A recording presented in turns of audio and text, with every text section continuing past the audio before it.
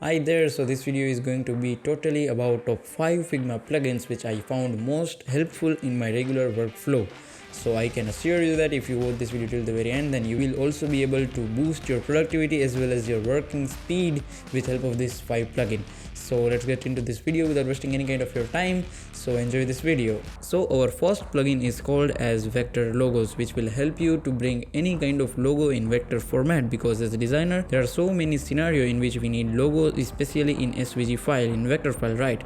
So for that we are having one plugin called as Vector Logo. So this is how it looks, and once you type like Coca-Cola for example, and if you press enter, then you will have all of the variation of Coca-Cola, and once you wanted to import it, just click on this and it will generate one great SVG for you. For example, if you wanted to get this out of the frame, you can also do that. For example, click this group, just take it out, and there you have the SVG of Coca-Cola. Like, as it is SVG, you can do any kind of modification into that, into colors as well as into the shapes of the logo. So that's a really great plugin to have. So the second plugin in our list is called as Image Editor, which will help you to do any kind of image modification, like if you wanted to increase the contrast, the brightness, the luminance, or any kind of changes if you wanted to make in the image, you will be able to do that with help of that particular plugin. So let me show you how you can do it. First of all, go to the plugins, click on Image Editor, and this kind of layout you will have once you click on this plugin. After that, move to this side, click the frame whichever you wanted to edit. Just if you wanted to add some brightness to that, just do this and you will be able to adjust the brightness of that, as well as you can adjust the contrast. Right, you can make it low contrast as well as high. There are basically a ton of options with which you can play around. Like for example, if you go to the soft contrast, then you will be able to adjust the soft contrast of it, as well as you will find channels like RGB you can edit. Like for example, if you wanted to increase the value of red or decrease, you can do it. And after that, if you wanted to adjust the gamma of that, you can do this by here. If you wanted to adjust lens blur and kind of thing, then you can also do that. And for example, if you wanted to mirror it, then you can also do it from over here. Threshold you can adjust, you can adjust the tint of that, as well as if you wanted to pixelate the image, then you can also pixelate this image. Just go to the pixelate section and increase or decrease value according to you. It's really great whenever you wanted to create some kind of pixelated effect or something. This would be so helpful to you.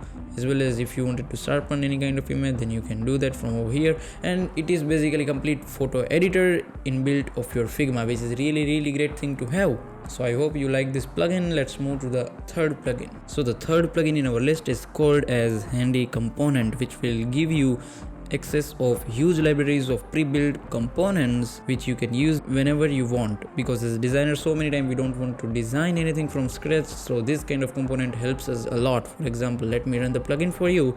Go to the plugin, run the Handy Component plugin, and there you have it. For example, if you wanted this kind of segmented nav, just click on this and you will have segmented navigation bar from which you can adjust the active area of that. And the good thing about it is it comes into the frame, so if you wanted to edit in future, then there will be no issues. And if you wanted to import this component as a component in Figma, then you can directly do that if you just tick this mark.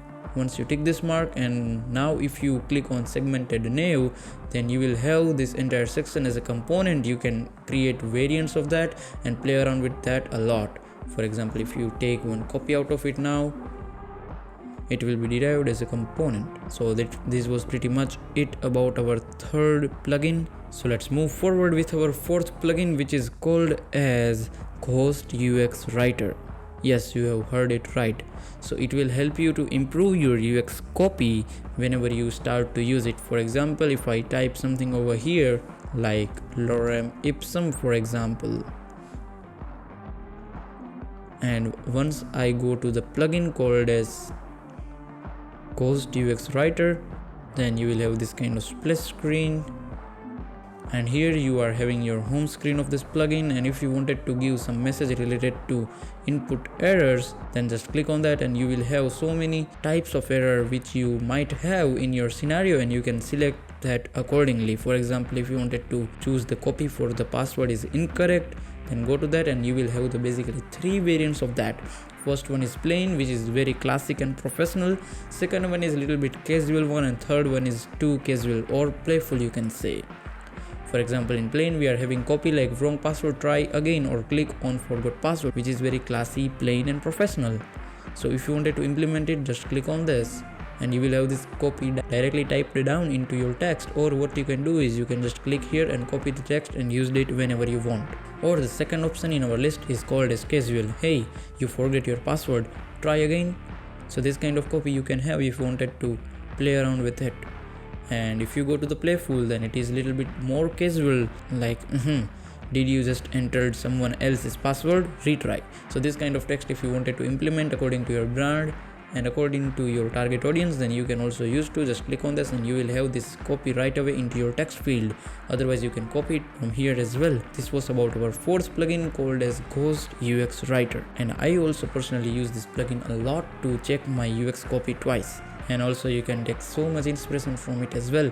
So let's move forward with our fifth and last plugin. So the next plugin in our list is called as colors. So once you open this plugin, you will have this kind of swatches, and this is basically very simple plugin, but it will help you a lot in the long run if you wanted to choose some different kind of color, or if you wanted some other kind of inspiration in the color section.